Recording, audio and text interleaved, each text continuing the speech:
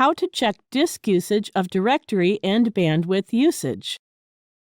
If you are receiving a disk space usage warning or a write failed message and want to know which directory or folder is using larger space, watch this tutorial and see how you can check usages.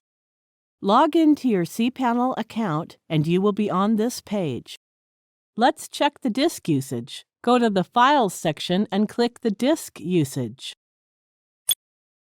Here you can check disk usage by files in the home directory, hidden subdirectory, and MySQL.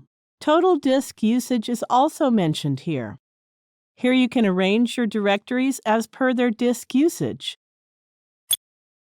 You can also click on their name and further see the disk usage by individual files and folders. Now let's check the bandwidth usage. Go back to the home page. Scroll down to the Metrics section and click Bandwidth. Here you can see the monthly bandwidth usage of your domain.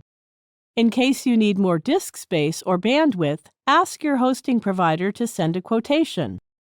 Thank you for watching.